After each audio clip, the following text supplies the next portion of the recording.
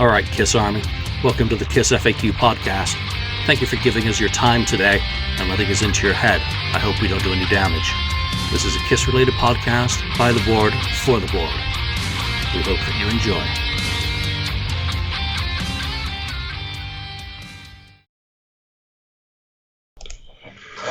Welcome to episode 279 of the KissFAQ Podcast. I'm your host, Julian Gill, admin on the KissFAQ message board. Welcome back, Wheeze. Daniel. Thank you. Thank you for staying up late to join us. It's always an honor and a pleasure to be represented by a European.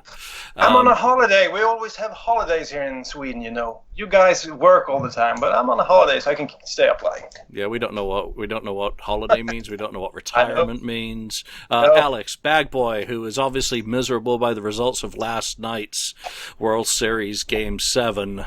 Why they call it the World Series when only Canada and the U.S. participates is really rather egomaniacal, but there you go. I was happy that the Astros lost as well, though I did not watch. Instead, I had the pleasure of watching Steph Curry break his hand.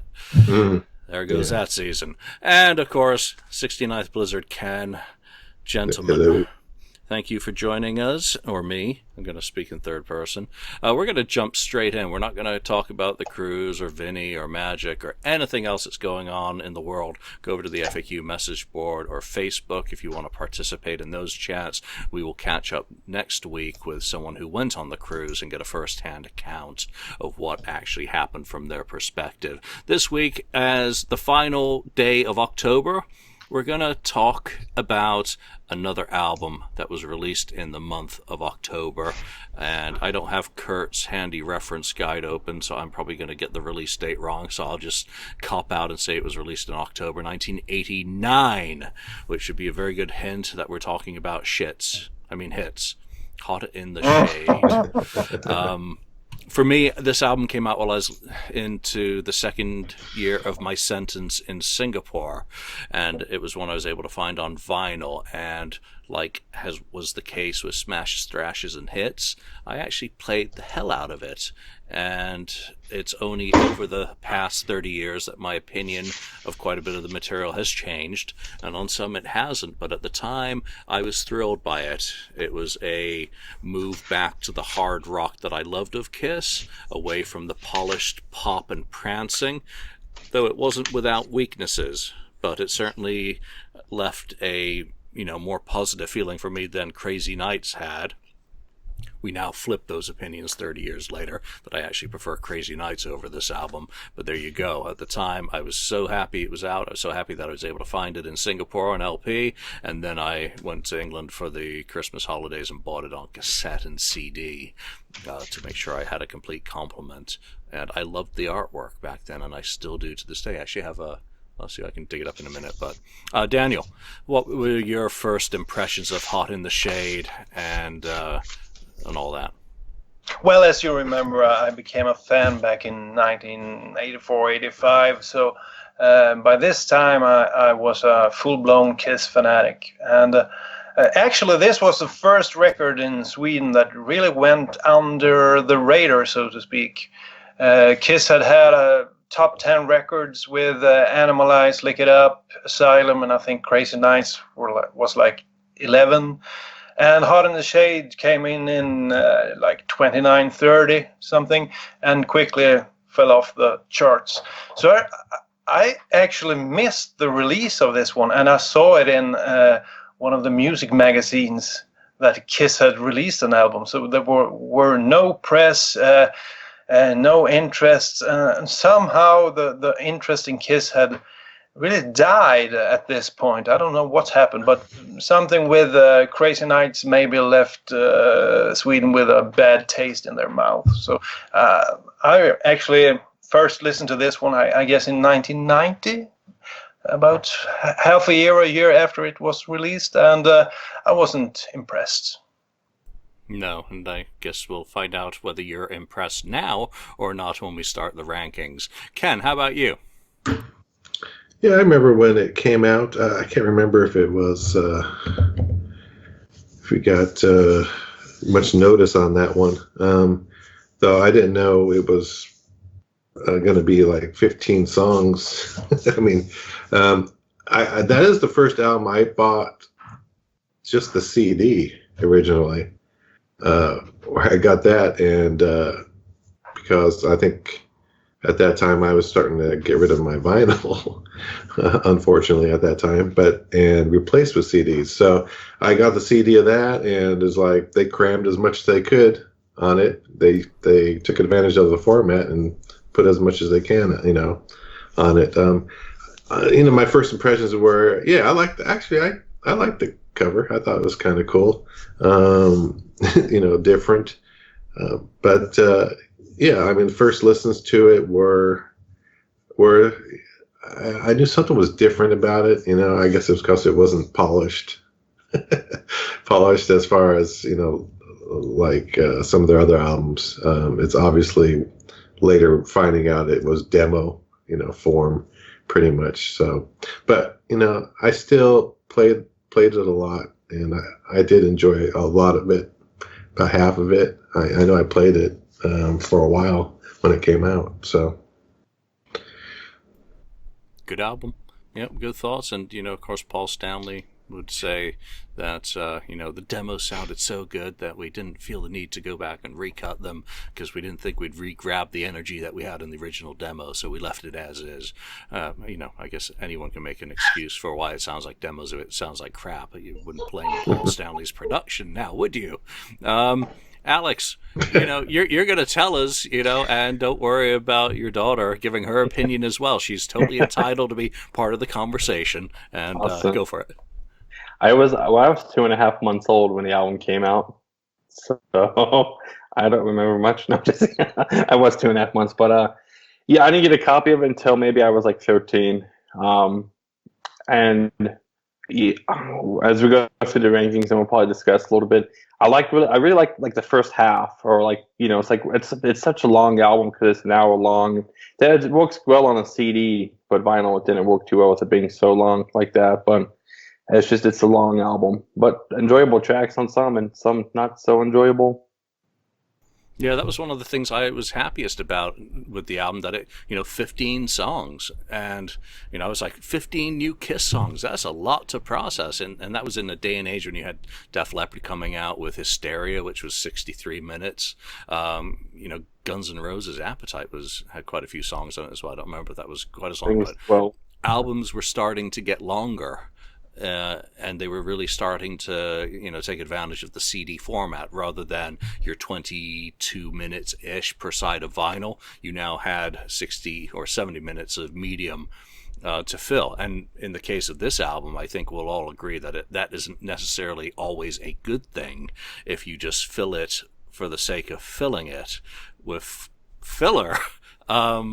But I was happy with the image change and everything that went around it. Obviously I just showed the back picture of this flyer. I mean, that was the cover of the Hide Your Heart single in most markets. And, it was just a, less glammed, more street without, getting too extravagant in any direction. So let's get straight into the music. As always, we're going to steal the lipstick panels. Methodology, and everyone sent in a ranking, and I've translated them into math in order to do a KissFAQ panel ranking of this album. So let's go straight in at number 15 with a whopping 6 points. And I'm shocked. 6 points is a crap sandwich of a song. Boomerang. Ken, let's start with you on that. 6 points. Boomerang. Yeah, that one is just, I can't even remember it without listening to it, after a while. It's just a useless try at some kind of, I don't know if they're trying to attempt a speed metal. I don't know what they're trying to do. It was just a wrong decision to even put that on there.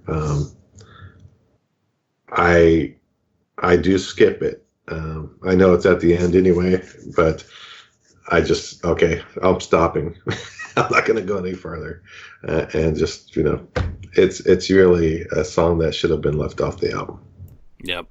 There are very few Kiss songs that I do actually reach for the skip button, but that isn't even a good attempt at being Son of No No No, which is a speed metal, kind of fast exactly. jam. You can imagine, Another let's one. do something like that again. Well, this one just is a complete failure. Didn't work. Garbage filler, thumbs down, should have been left off. Daniel. Well, this is really, I agree with you guys completely. I think it was nice to hear the double bass drum from Eric Carr. And it was a good idea to add a hard rock or metal Gene song.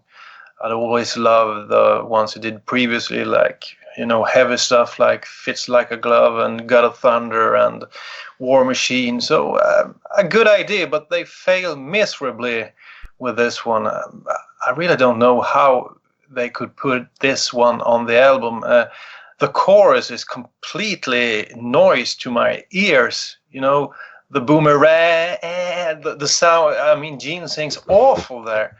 And then they add some sort of guitar that sounds wacky after that. And in Kiss songs, the chorus is always, or at least most of the time, very remember, something that you remember and sounds cool. But this one fails completely. So I had this dead last on my album review here, and I guess some of you guys had it in last place as well.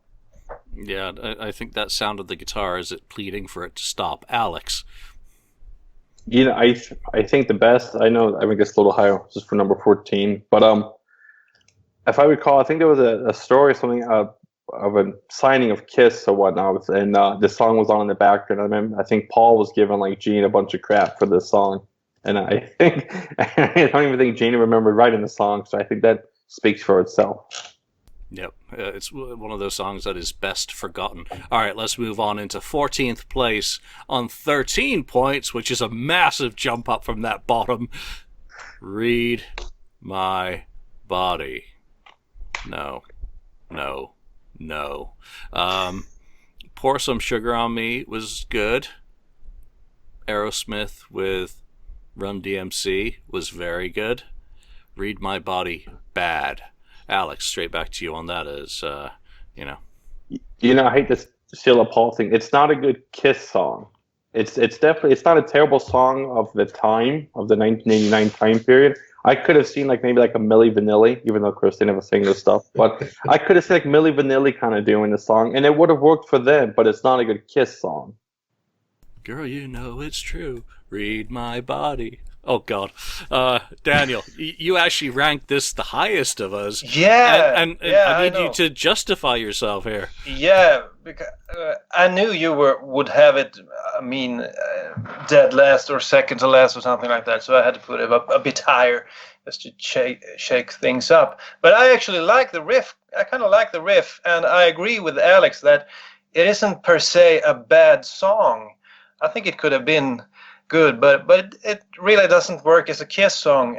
Even though Paul Stanley has tried the rap thing once before on the Lick It Up album, I think he did it better back then when they did All Hell's Breaking Loose. And this is his second attempt at rap, I think. I wish he wouldn't have done that, but this is one of the few songs on this album that actually has a riff that's something to remember, and I think the chorus is kind of catchy. I remember the first time I listened to the record, this was one of the few songs that I remembered, but then they add all kind of crazy stuff, like I think it's like tambourines and stuff like that, and it doesn't really work, but it's a whole lot better than a lot of other songs on this record. Yeah, I'll agree with you on that. Yeah, it's the rap section that's bad. Musically, it's okay, and the chorus is very catchy. So, it's certainly up there with Let's Put the X. It could have been from the same sort of writing sections as, You Make Me Rock Hard, Let's Put the X, and Read My Body. Ken, your thoughts? I think it's better than, I think, X and Sex and Rock Hard. But not much. I think the first couple of times I listened to it, I thought it was kind of catchy, and like Daniel said, It was, and then the more I listened to it, the more I disliked it. It's kind of just dropped off for me. It's like I knew they were ripping off somebody. I didn't, realize it was, like Def Leppard, and they're probably ripping off someone else too. But it's just, I just don't, care for it that much. I don't know if it's. I mean, the chorus sounds catchy, but it sounds like a bunch of other songs that were going on around or just before that. So, yeah, it's not. It's low on my list. Yep, following trends, not setting them, though. How many trends can you set when you're Kiss? And you've already said a whole bunch. All right, so in 13th place, this one's not going to get a lot of love, I don't think. On 18 points, so still in the manure heap, You Love Me to Hate You, also known as I Hate Myself for Loving You Too. And that was what I thought, because I'd listened to the shit of that Joan Jett album. I'd listened to that until the tape broke. I loved it. I thought it was one of her strongest albums all around. And then this one comes out, and immediately I'm like, really? So as a song, I don't think I even like Paul's vocal on this, let alone the fact that the song's already been written. It's already got that strike against it. So it's one I've never liked. Joan Jett's was better, is better, and she's still a monster. Alex. I ranked it a little bit higher. I mean, it's on my personal list, but I think we just discussed a little earlier about the album being 15 songs. I think a lot of us go, if you would have cut 5 songs off, and this is one of those 5 that I would have cut off the album. It's just a struggle and stuff. And, knowing with Paul's voice and the condition is now, not to go in that whole, rabbit hole, but I'm like, Paul, you wasted your voice on a song like this. Like, dang it. So, yeah. Yeah. Daniel, you had this a little bit higher up as well than, me as a hater, I guess. Well, I agree with Alex. This would be one of the songs I would not put on the album. I would use some leftovers from Crazy Nights, like Sword and Stone or something instead. But I think Paul Stanley's singing on this one is kind of cool, when he can do those high pitch that high pitch singing, much like My Way, but it's just too much. You can't do it through a whole song.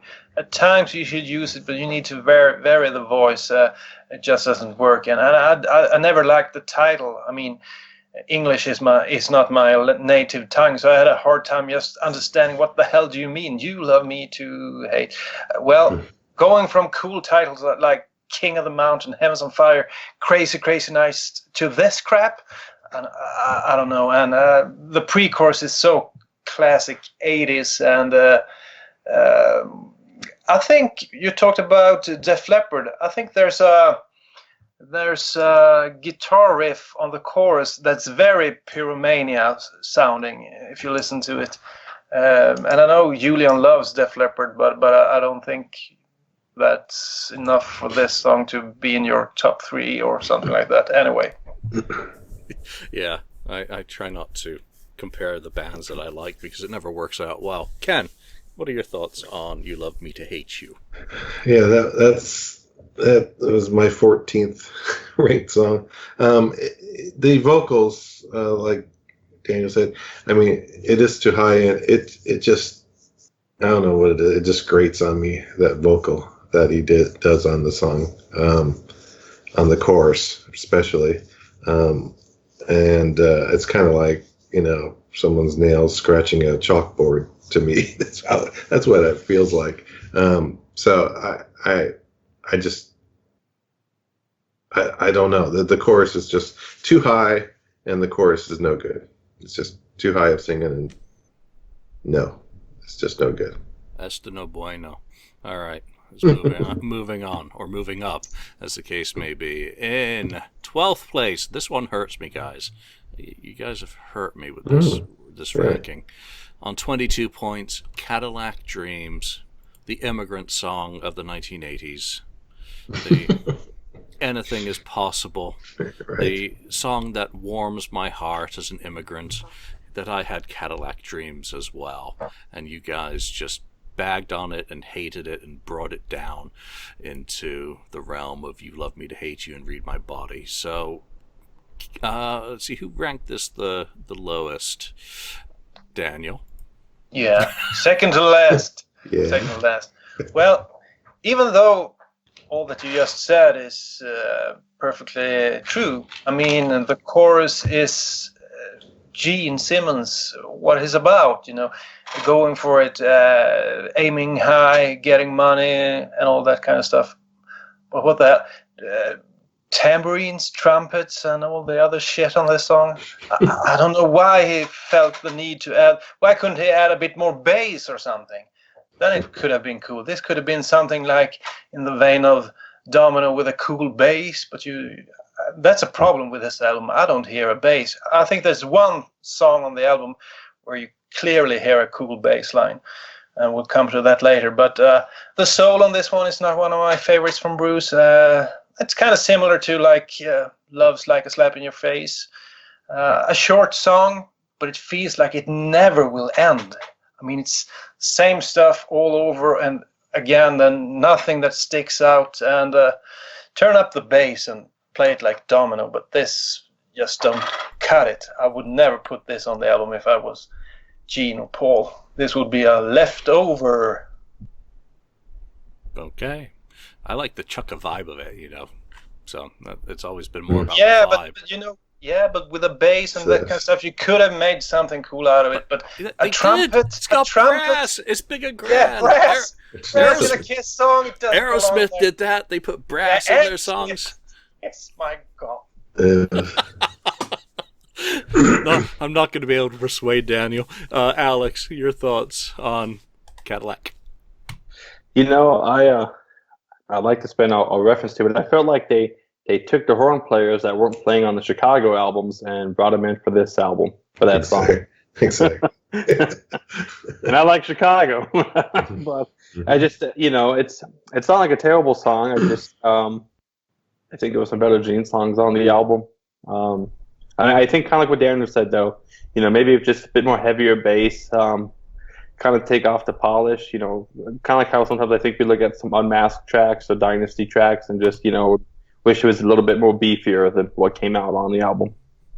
Good thoughts. Ken? Yeah, I think I liked it more than, when I first got the album. I liked it a little bit more. And over time, I think I understand the, maybe some of the horns, but the horns weren't orchestrated. To me, it didn't fit well, just the way they were done.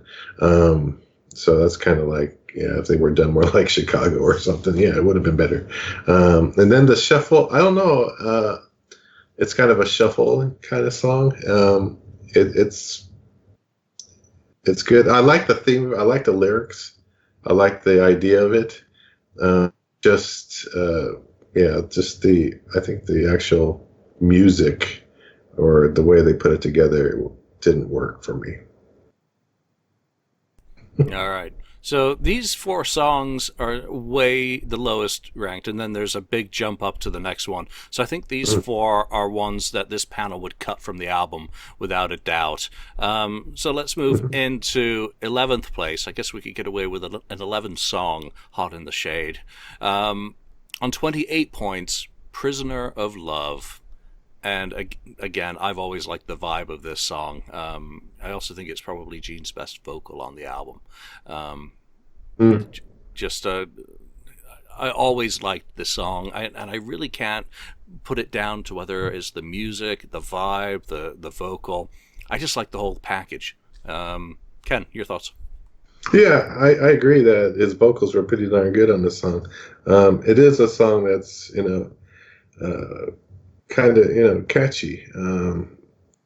I noticed a lot of the Gene songs other than Cadillac Dreams, and maybe Boomerang, on this album are a lot of good riffs in the songs. Just very memorable, cool riffs.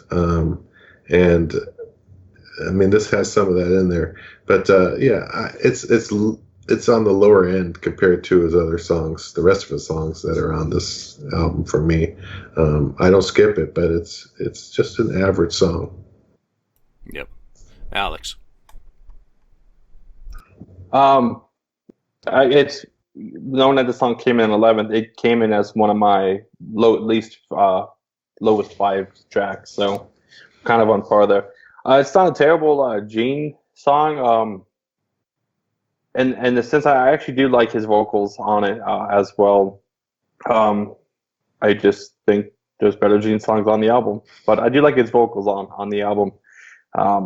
It's a bit catchy. It's interesting. This album is one of those ones I don't listen to all the time, but every track that we can discuss on this album, I can hear the melody in my head. If you said Prisoner of Love, I could hear the melody of Prisoner of Love. I could hear every song's melody, where I think some Kiss albums, it's not like that. So I'd give a little credit there.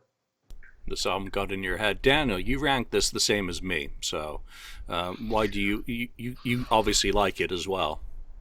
Well, I have to agree with a lot of the stuff the other guy said. I mean, kind of a meat and potatoes sort of song. Sort of cool, but nothing that stands out. I really like the, what's it called? Like the stick, where he uses the ride every car. And I like that part of the song. But other than that, it's kind of, nothing nothing special happens. And it's okay. And Gene's singing, of course, is good, excellent. But I think it was excellent throughout the 80s, so that's not a surprise to me. But nothing special. I would give it like a 6 out of 10, this one. A bit subpar, but okay. But middle of the pack as far as Hot in the Shade is concerned. I think that's, very clear. And is it Eric Carr on drums, or is it a drum machine programmed with Eric samples? Or is it just a drum machine? Because that permeates the album. How much of it is Eric Carr, how much of it is Eric Singer demos. Eric, I think, has said, that the other Eric came back in after and drummed over his demos, so that none of that remained. And I think there was one song that is Kevin Valentine, and that I think is King of Hearts. But moving on, we have a tie. In 10th and 9th place on 30 points, Love's a Slap in the Face ties with Little Caesar. And for me, Little Caesar was a disappointment. Obviously, I was thrilled Eric finally got a proper vocal, not singing one of Peter's songs. But I didn't think the song was that great. And now that we've heard the stuff on Rockology and known what else was presented to the band around that time, it really, is just a little bit disappointing. But it's got a good vibe and a good lyric and better yet, a good story to it. So I like that one. Love's a Slap in the Face. That's like Gene's reaction to Paul. Hey, I've just written this song with Desmond called You Love Me to Hate You. Oh, well, I'm going to write, that's a great title. I'm going to write something like, here, Love's a Slap in the Face. So Simmons goes out and generates one of those. So, again, very much middle of the pack. Little Caesar is what it is. Love's a Slap in the Face. It's kind of meh. It's, it's filler.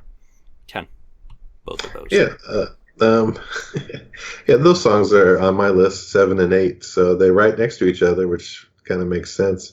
Little Caesar, yeah, I think Little Caesar moves up more for the fact that it's Eric Carr getting his lead vocal, and it's a okay song.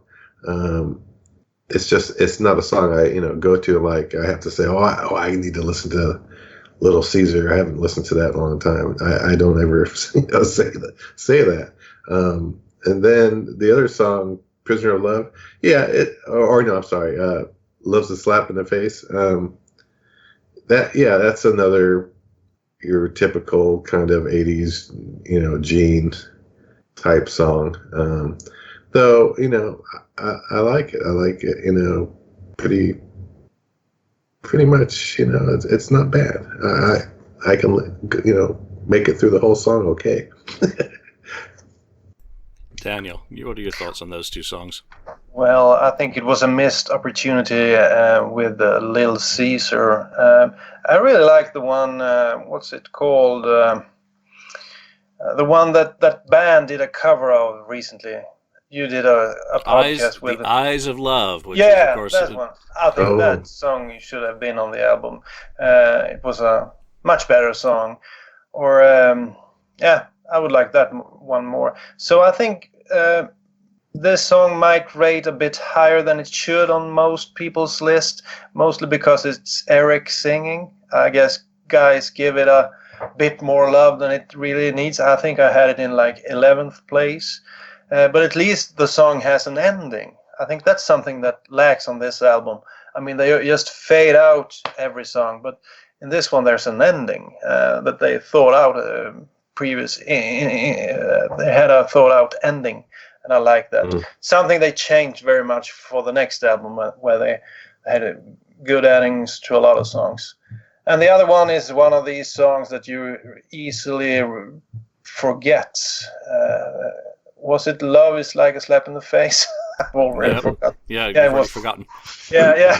It's a classic Gene middle of the pack song, a lazy Gene song. Kind of reminds me of the stuff he did on Animalize, but this one is a bit better. He does something and really doesn't put in the effort in order to make it great. So it's okay, but still kind of boring, and you have this demo-ish feel when you listen to it. It's like it's not really completed. Maybe if he had given it a bit more time, he could have done something with it. But middle of the pack. Yep. So right now I've got the set list coming in for the Kiss Cruise Acoustic. They've got A World Without Heroes and Shandy, the full Shandy with Bruce. So there we go. Nice. All right, Alex, your thoughts on Little Caesar and so Love is a Slap in the Face. That one actually is like right in the middle of my list. I liked it a bit better than some of the other Gene songs. I kind of like, I don't know, it's almost like a singing, talking that he's doing when he's singing the verses and stuff, and I've kind of always liked that. It's definitely what do you call it? A dated song. It's definitely 1989-ish, 90s era material. Little Caesar I ranked higher, and I think I'm probably guilty of what Daniel said, of kind of giving a bit higher with, probably the Eric Carr factor to it. But I have liked the song. I actually had the box set first, the Kiss box set, so it had Ain't That Peculiar, but it was to the same riff, just different lyrics. And I actually like the music. I think the lyrics, probably could have been worked a little bit better. And I was disappointed it really wasn't performed much on the Hot in the Shade tour. Just because I would have liked to have seen Eric sing more songs than what he was kind of given. And I do feel that this is he probably went with this one just because it was the only song that we're going to let him sing. But I agree as well, the stuff on Rockology is definitely there's a lot better contenders that could have been a better cut for the album. Yep. All right, so we are now into 8th place. 31 points, Silver Spoon. And I ranked actually Daniel and I both ranked this third from last. And Daniel, why don't you start?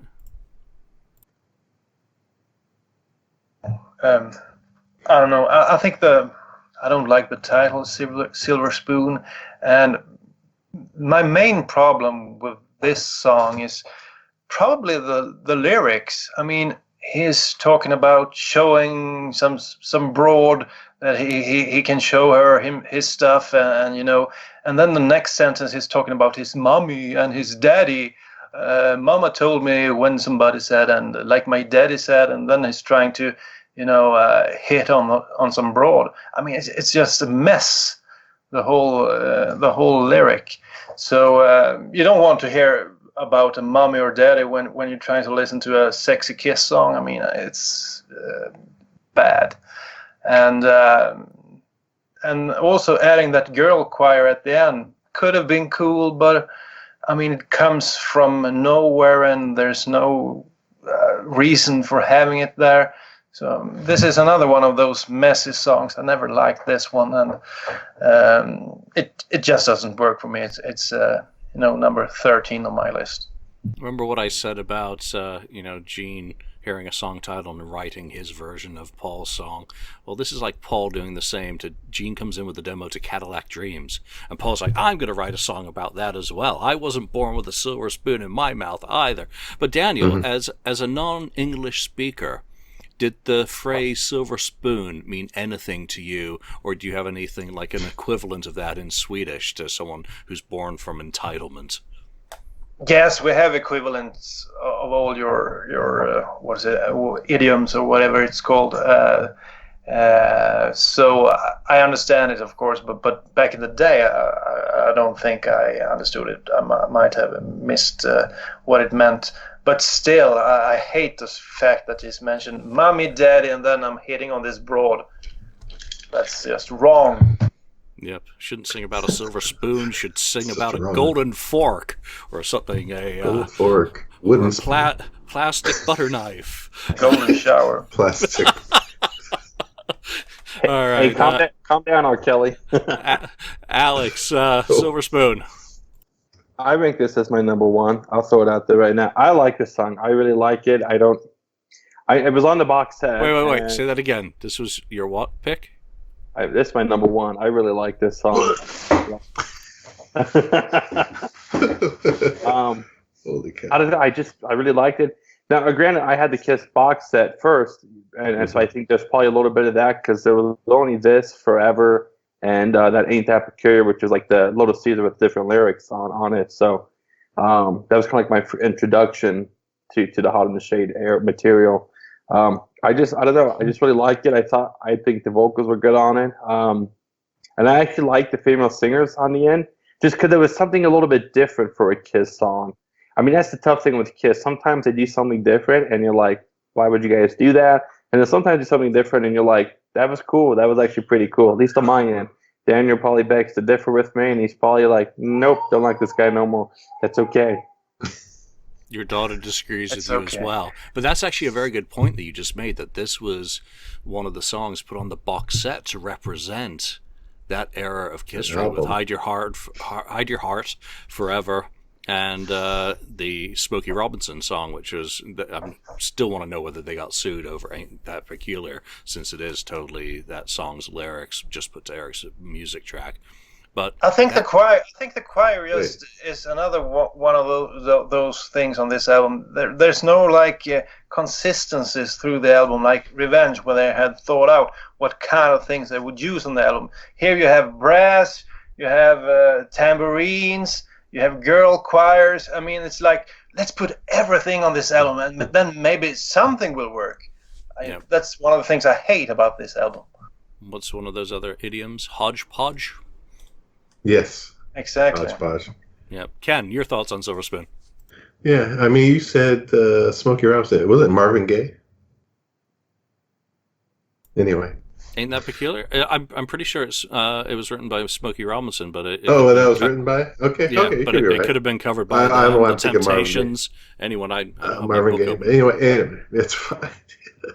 It doesn't matter. I mean, yeah, I'm surprised that it was even on the box set. That's just a surprise. I don't even remember.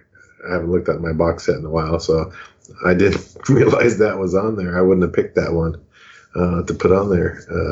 But yeah, I mean, I ranked at 6 on my list, and I almost was I think I was being too nice by ranking it that high. But I think it could have been slipped a little lower for me, but I put it there. I thought, yeah, it is pretty good chorus on it. I don't know, the subject matter is kind of whatever. But the tune itself was pretty good. So that's where it is. Okay, that was me looking for my mute button. Okay, so we're going to move on. Oh, that's a nice one. Another one singing about mommy.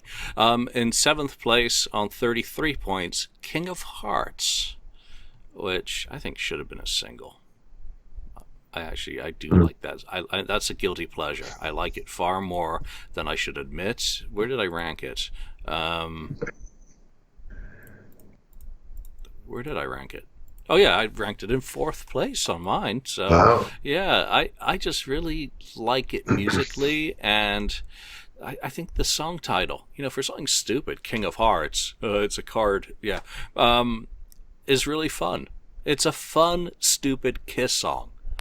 Like, all night, King of Hearts. And up yours, you're all looking at me like I'm a complete idiot. Right now, Daniel's like trying to see how I'm going to start drooling or something. Daniel, King of Hearts, your thoughts? Actually, I don't think it's a bad song. I kind of like it as well. I think it suffers from bad production. It could have been a lot better. I kind of like the intro, like the break, and then the intro comes back and Paul kind of speaks over it. I would lose the choir on the chorus. I think that puts it down a few notches, It's enough with Paul singing, "I'm the King of Hearts," maybe adding some sort of echo effect on his last, hearts. But the choir, kind of the backup singers, never sounded right to me. I think it's very monotonous, or however you say it. It's like the same tone all the time. Na na na na na na na. Oh my God! They destroy the chorus, and once again they do the fade out at the end when Paul is getting into the zone and starts belting out the notes. They start fading out, so you can barely hear it, but he's doing some great stuff at the end. So this is something they did much better on the Revenge album once again, when they made an effort to end songs, not just fading out the songs.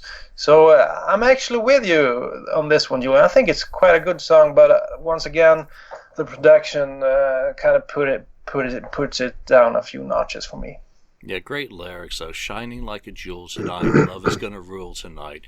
Yeah, I'm gonna be the only one, the King of Hearts, and he sings it so well. And it pop perfection again from Paul and Vinnie Poncia. Ken. Yeah, the intro when you first hear the little guitar notes at the very beginning. I thought, oh, it sounds like Mamma Mia, ABBA.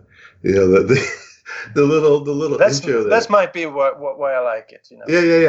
Yeah. But then it's to me it's kind of I don't know. It's kind of multiple songs to me crammed together in certain areas. Though I think Paul does sing it well.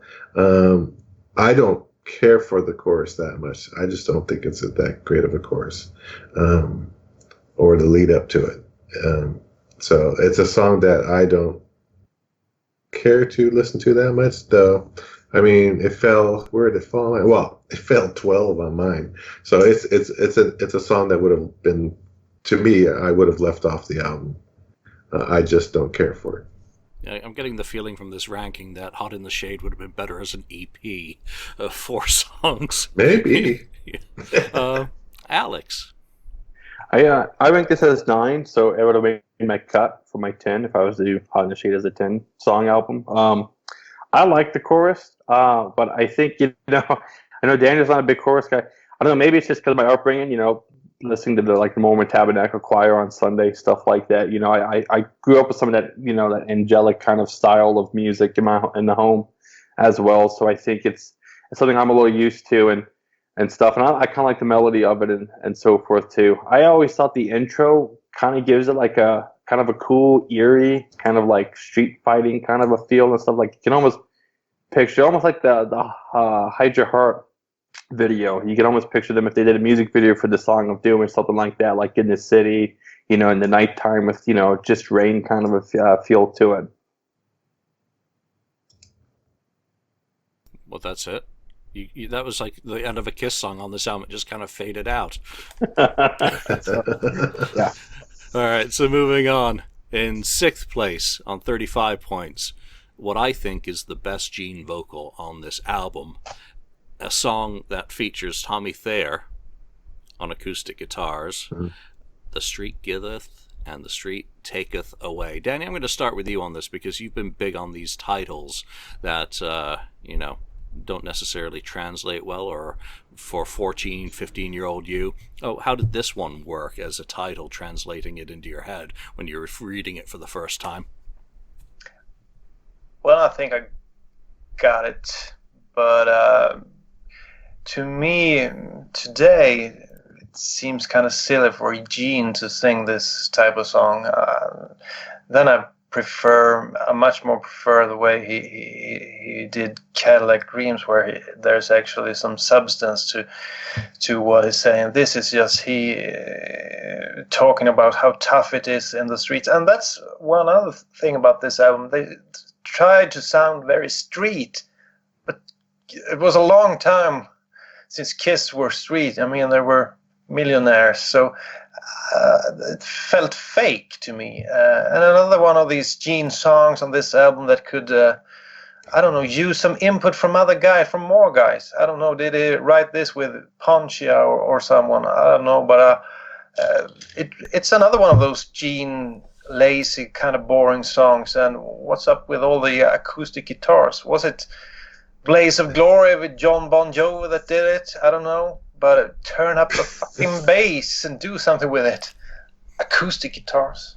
Well, they used to write a lot of their songs on acoustic guitar, and then if they sounded good on acoustic, they assumed they would sound good on electric. You never heard any acoustic guitars on Crazy Nights, Asylum, Animalize, Lick It Up. Why now? You didn't hear any guitars on it. You're so down. And of course, this was not co-written by Ponchia. This was co-written by Tommy Thayer, if you're looking for someone to blame. It's his fault. But I just think it's a really good vocal by Gene, particularly on the chorus. I like the song, and no, it's not street, but Kiss was never street. They weren't street when they were out on the streets. They were never a tough band. They were never tough guys. They had people like Sean Delaney to be the tough guy, or Moose, or JR. Those were the street guys. Gene Simmons was about as street as Professor Urkel or something. Yeah, but you at least you thought it back in the day. Now you knew that he wasn't street. He was posing with his Rolls Royce and everything. And then he sings this kind of stuff. To me, it doesn't work. No, even Tootie Fields had his number in '74 when he was Tootie Fields. I am evil incarnate. No, you're not. You're just a nice Jewish boy. Totally not street at all. I could just see little Bert, Paul Stanley running away from trouble as well. So not a street band, and probably not very credible when they're singing about the street. Alex. I really like the sound of the chorus on the song. It reminds me of like Trial by Fire on Asylum. Just kind of like, loud and definitely, would you say duplicated or layered for the chorus. It's definitely not three guys singing it. I feel like they recorded their vocals and then layered another layer of that recording on top of it. And so I do like that quite a bit on it. Ken. Yeah, I mean, I didn't rank this one that high, though. I like the song, but it's again another one that's. I see Alex's point on the Trial by Fire. I can see that in the chorus, that it's very similar in that way. But it's a good song. It's a regular old Gene song, trying to, come up with another subject besides the old, is sexual songs, innuendo songs. So I don't know. I don't see it. I don't see that. Yeah, like Daniel says, this, the street kind of theme, and I don't know. I don't pay too much attention to the lyrics in that song anyway. Yeah, this one, you ranked it the low, so this is borderline for even being on the album as far as you're concerned, I think. Yeah. All right, yep. Moving on into fifth and fourth place, we have another tie. And my initial response when I was looking at these is, how the hell are these rated so far up this list? On 38 points, we've got Betrayed and Somewhere Between Heaven and Hell. And when I first listened to this album, and you start off with the wonderful Rise to It, which is just ripping off Cinderella and what they'd done on Long Cold Winter, and then Betrayed comes on, I was like, I'm not too sure where we're going here, because it's not a great song, and I'm just amazed that it's this far up.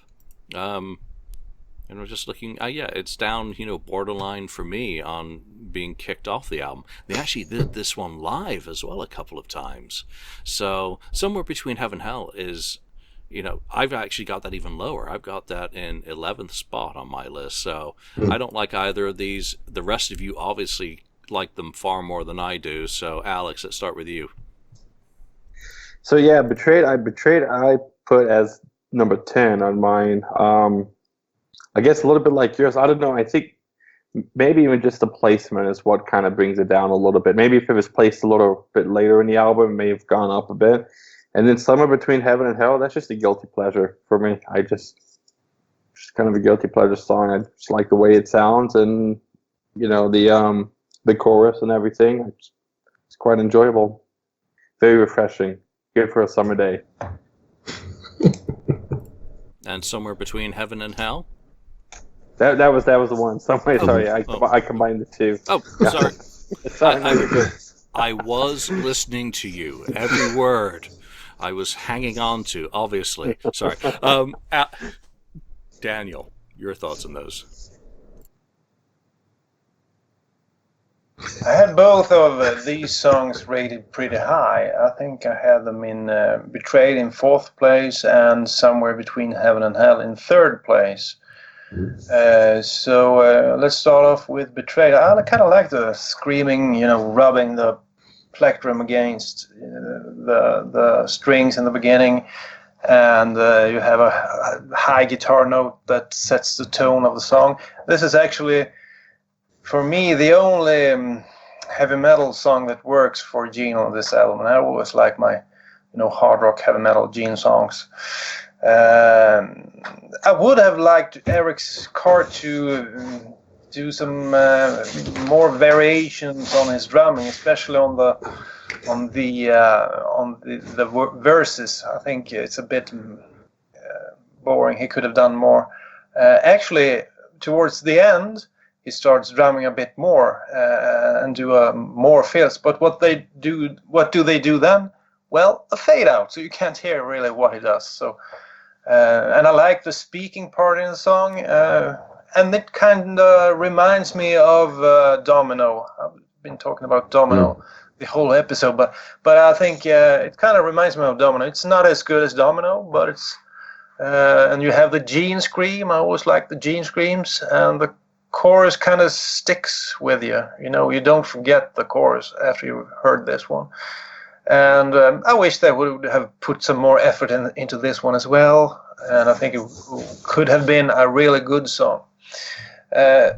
Somewhere Between Heaven and Hell is actually even better for me because the bass. I think exactly that was what I was going to say. Yeah. This is the only song where I managed to hear a cool bass line. And that was very refreshing. I don't know if that's why I put this one as high as I did in 3rd or 4th place, wherever it was. But it's a really strong chorus, and it kind of reminds me of the demo from Psycho Circus that Gene did. I always liked this one. I think it was called... what's it called? The Gene demo, we're gonna rule the world or something like that. I like the chorus. I want to rule the world. That's it. I always loved the way that chorus stuck with me, much like this one, Somewhere Between Heaven and Hell. I think he sings it well, and I don't know. Somehow those songs remind me of each other, and I like them both. So I just like a cool bass line, and Gene sings well. This is more of a soft song, but it still has balls, Yep, nice thoughts on that. I think giving me some things to go back and listen to and think about. Ken, what are your thoughts on these? Yeah, I like both of these songs a lot. Betrayed kind of one of those songs that gets stuck in my mind. Just the Betrayed. It just gets stuck after I listen to it. I keep hearing it.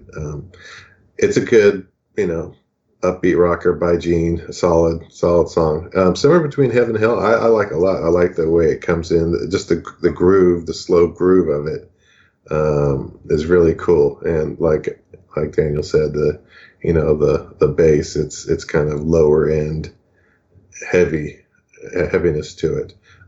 So I enjoy that one a lot. All right, we're now into the top three, and these three candidates are cantering away in the race, and they're substantially in the lead in terms of their points. And oddly enough, they're all written by Paul Stanley. Well, partially written by Paul Stanley. And let's see, in third place on 50 points, Hide Your Heart. And of course, Holly Knight was on Eddie Trunk's radio show recently and mentioned that she wrote the melody and the hook to the song, to which Paul Stanley replied, "Do you think you deserve a songwriting credit then?" Hook and melody, yeah, I think so. But Phil Ashley plays keyboards in that, not Holly. My problem with this song is, again, that it's been done by so many people. Molly Hatchet, what was that gal's name? Bonnie Tyler? Robin Beck, Bonnie Tyler, Ace Frehley. Ace Frehley. He's not a girl. No, that's okay. He didn't hear you anyway. So, it was just done by everyone. It was all over the place. But the Paul Stanley version is the very best. I just think that it should have been on Crazy Nights. It should have been used back then. When you think of what it could have replaced on there, even if it made that album a little bit ballad happy, it would have been better than some of the other stuff that got on there. And I think vocally, replaced My Way with Hide Your Heart. Exactly. It's a fantastic song. It's a fantastic video. It's a fantastic guitar performance. This is one of the songs on the album where Bruce really stands out for me in terms of his playing. So altogether a great song. So Alex, Hide Your Heart. I love it. I mean, I know I have it on number 3, but really the top 3 songs I put for this, the outcome was kind of ties. I think Paul had some great songwriting on this album. He's got a few duds, but as expected sometimes. But I always kind of wish, one, I'm bummed they're not doing it on the End of the Road tour anymore at this moment.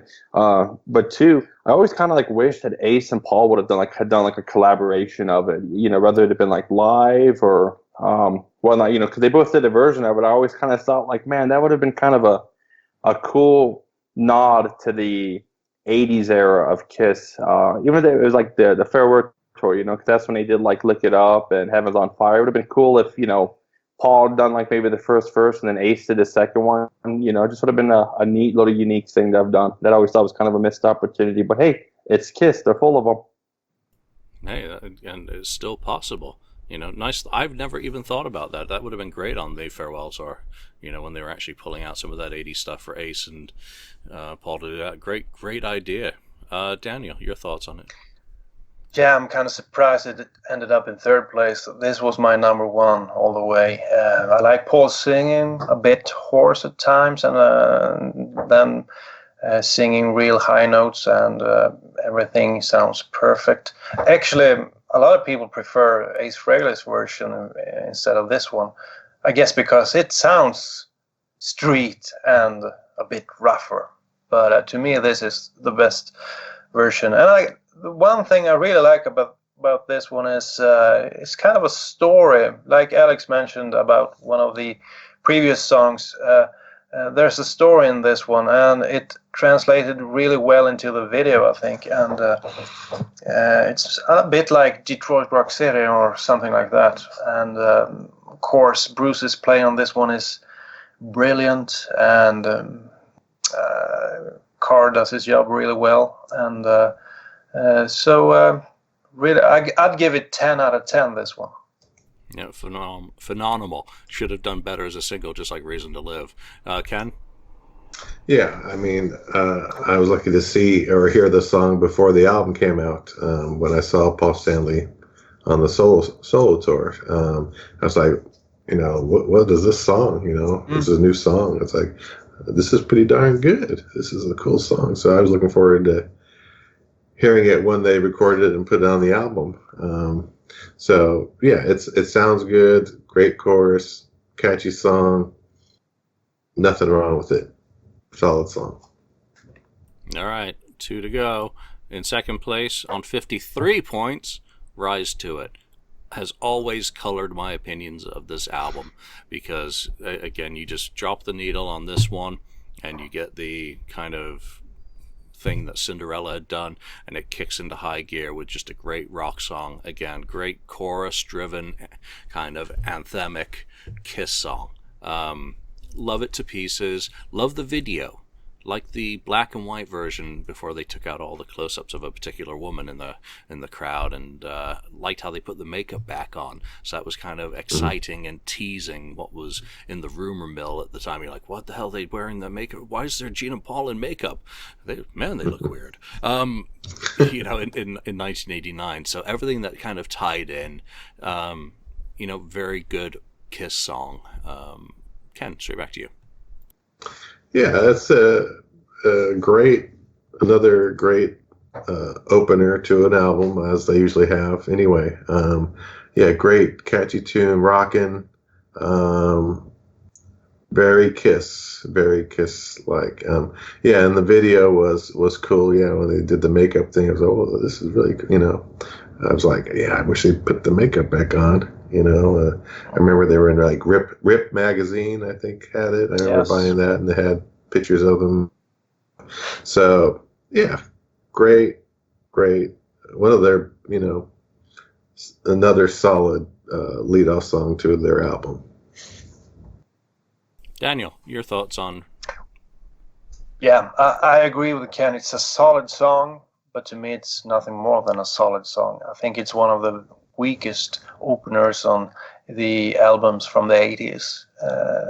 I've Had Enough, Exciter, all the King of the Mountain, much stronger songs. And it really sets the tone for the album. This is, to me, a weaker album. So if you look at the stuff they had for this album, I guess this is the best they could use in the first place. They need an up-tempo song, and on this album, this might be the best one. Mm-hmm. But it just isn't good enough to me. I'd give it like a 6 out of 10. It's a decent, solid song, nothing special about it, and some really irritating sounds like rise to it. I mean, what the hell? Terrible. Can you do that again for me? I want to be. No. You have to watch the episode tonight. Please no. What's that? You're going to use that as a ringtone, Alex. Alex, what were your thoughts on Rise to It? I actually wait. No, I'm sorry. You have to sing it too as well. Okay. I'm gonna rise. But I actually do enjoy it. I don't care for the bluesy part. I'm not a huge bluesy fan of music. I know some people love it. And I struggle with like Dave Meniketti of Y&T because he's got some solo stuff and it's all blues, and I'm kind of like, it's okay. I think this, speaking of like setting the tone for the album, could you imagine this album had just started off with just that boom, like the way it goes into and stuff without the blues? I think it could have, it would have been, at that point, I think it would have brought it up stronger as a great lead-off track for the album if it just went bam right into it. But I love the video as well. I was a kid, I was a baby when it came out, so the makeup came back on when I was like 6 going on 7. So I didn't have that experience of like Kiss no makeup really. Like that's, you guys kind of went through and stuff. But I always thought like the video was like a cool little homage to the old days and stuff, even if I think Eric is wearing Vinny's vest in the video or whatnot. And I always kind of felt like I would have liked to have seen Eric in the makeup too. When they had Paul and Gene. I get they were trying to do that 70s vibe and stuff, but they could have totally have said like 1980 and had Eric, getting it, made up as well. Mm-hmm. They sure could have put in some more effort into that makeup thing. I mean, Gene were wearing that beat-up costume from 79, 80s and so on. It was to me, and that ugly-looking wig and all kinds. Paul actually looked great, but even though he had some the wrong clothes, he looks great. I would love to see a makeup tour in 1990, but the Hot in the Shade tour was pretty good. Yeah. Hot in the Shade tour was totally Great. badass. Yeah. Some of my favorite videos. Yeah. Yeah, Just because of the Great great tour. spread of set list that really was Yes. the best of Yeah. 70s and For the 80s. for the first time, they managed Yep. to put that kind of set list together. All right, so a quick recap before we get to the very obvious number one. In 15th place, Boomerang.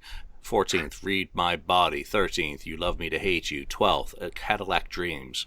11th, Prisoner of Love. 10th, Love's a Slap in the Face. 9th, Little Caesar. 8th, Silver Spoon. 7th, King of Hearts. 6th, The Street Giveth. 5th, Betrayed. 4th, Somewhere Between Heaven and Hell. 3rd, Rise Your Heart. Yeah, right. Second, Rise to It. And number one, with 55 points, only just a winner, Forever. Number 8 hit, I think it was. It's just a incredibly powerful song and performance. I love the video, especially Gene smiling in that, the demon smile, with that white bass. Eric Carr, getting some great shots. And of course, Paul's vocal, just absolutely amazing. I've just seen an update that they did. Every time I look at you tonight, acoustically, I would love to hear Forever again if Paul's able to do it. I've just always enjoyed that song. It, was a hit single that didn't generate a platinum album. So that kind of says where Kiss was at in 1990, unfortunately, that, it was enough to have a great tour, but not a platinum album. Weird. Daniel, Forever.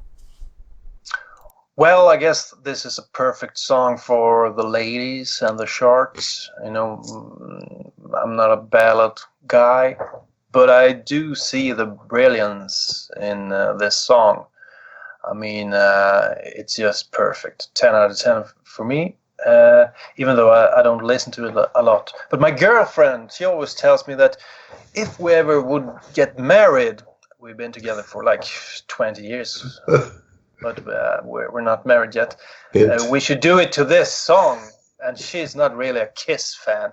She's kind of tired of listening to Kiss, as you might understand. But she's always said that if we ever get married, we need to do it to that song because she loves it. I think Because that she's been says waiting something. forever. Yeah, exactly. Yeah. So, but it's just beautiful, and I like the. It seems like they put a lot more effort into this song compared to the rest, actually, and the harmonies on the chorus, for example. Every other chorus is like soccer fans chanting together, but this one is actually very thought out and very well performed. So it's a perfect ballad. Ken, what are your thoughts on Forever? You also had it as your number one pick. Yeah, I mean, I always loved the song. It was all over the radio back then too. But I always liked the song. I think I even got the single before when that came out. And one thing you did mention is Bruce Kulick's guitar solo is fantastic. Yeah. That one of his best. It's like Beatlesque kind of a solo. Very, very good. I think he's even said that it's one of his best. He's of his own solos. So, but yeah, just a great song. Who was it? He wrote it with what's his face? Michael Bolton. Michael Bolton. Yeah.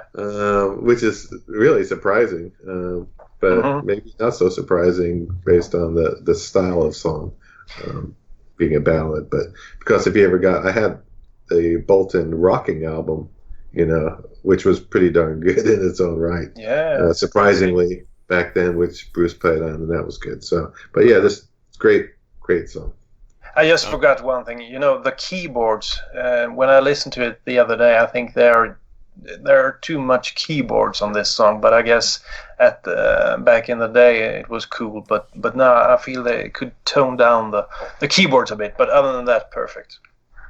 Alex, you actually ranked this the lowest of us. So I did, and it's not that I don't like it. I do like it. I just, if I'm going to Hot in the Shade, there's like the rocking songs I want to hear and stuff. It is a great ballad. We played it at my wedding reception 3+ years ago. Wasn't our wedding song. That was Faithfully by Journey. Good song too. But But I love Forever. I remember, I guess technically this was my first introduction for this album, technically, because my dad had the Extreme Close-Up on VHS, and I remember this being on there. So I've always loved the video.